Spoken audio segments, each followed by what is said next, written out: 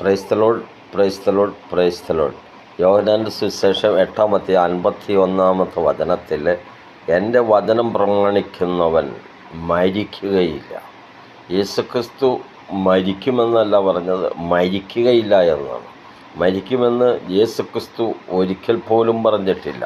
യോഹന്നാൻ 11:25 ഞാൻ തന്നെ പുനരുദ്ധാനവും ജീവനുമാകുന്നു, എന്നിൽ വിശ്വസിക്കുന്നവൻ മരിച്ചാലും ജീവിക്കും. യോഹന്നാൻ 11:26 ജീവിച്ചിരുന്ന് എന്നിൽ വിശ്വസിക്കുന്നവന് ഒരു നാളും മരണമില്ല, ആരും മരിക്കുകയില്ല. ദൈവത്തിൻ്റെ വചനം, കർത്താവായ യേശുക്രിസ്തു പറയുന്നത് ആരും മരിക്കുകയില്ല. ക്രൂസിൽ കിടന്നുകൊണ്ട് യേശുക്രിസ്തു പറഞ്ഞു, നിങ്ങൾ ആരെ ചൊല്ലിക്കരയും? നിങ്ങൾ നിങ്ങളുടെ മക്കളെ ചൊല്ലിക്കരയുവിൻ. എന്തിനാണ് മക്കളെ ചൊല്ലിക്കരയുന്നത്? മക്കളെ ചൊല്ലി നിലവിളിച്ചാൽ അവർക്ക് ജീവനുണ്ടാകും. നിലവിളിക്കുമ്പോൾ ജീവൻ തരുന്ന ഒരു യേശു ഇറങ്ങി വന്ന് പ്രവർത്തിക്കുന്നു.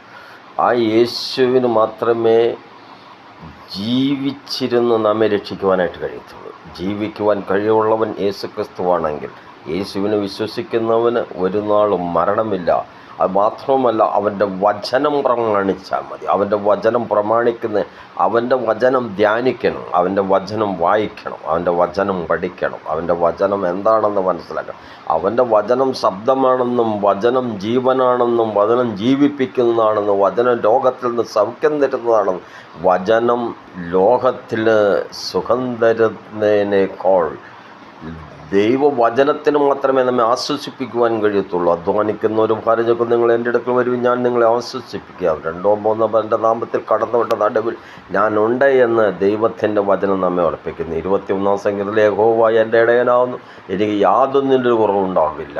മാത്രവുമല്ല, പച്ചയായ പുൽപ്പറങ്ങളിലുള്ള അവൻ എന്നെ കിടത്തുന്നു, സ്വസ്ഥതയുള്ള വെള്ളത്തിൻ്റെ അരികിലേക്ക് എന്നെ നടത്തേണ്ട പ്രാണനെ അവൻ തണുപ്പിക്കും.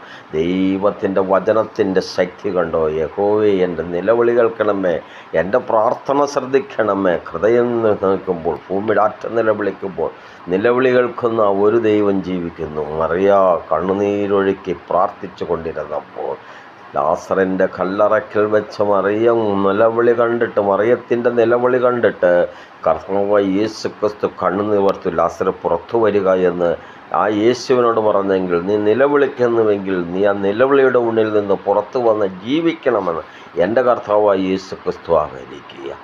മഞ്ചം ചുമന്നുകൊണ്ടുപോയ വിധവയായ സ്ത്രീയുടെ നിലവിളി കേട്ട്, ആ വിലാപയാത്രയുടെ നിലവിളി കേട്ട് യേശുക്രിസ്തു മഞ്ചത്തെ തൊട്ട് അവിടെ സങ്കടം കണ്ട് മഞ്ചത്തിൽ നിന്ന് ഒരു ജീവൻ പുറത്തു വന്നെങ്കിൽ, ഇന്ന് വാക്കാലം നിൻ്റെ പ്രശ്നത്തിന് പരിഹാരം തരുവാൻ എൻ്റെ യേശുവിന് കഴിയും. എൻ്റെ യേശു അല്ലാതെ വേറൊരു ദൈവമില്ല. യേശു ജീവിക്കുന്ന ദൈവമാണ്, യേശു ജീവിപ്പിക്കുന്ന ദൈവമാണ്. മരണത്തിനപ്പുറം ജീവിതമുണ്ടെന്നുള്ള ജീവിതത്തിലേക്ക് കൈപിടിച്ചുയർത്തുവാൻ യേശുവിന് മാത്രമേ കഴിയത്തുള്ളൂ. ദൈവം അനുഗ്രഹിക്കട്ടെ.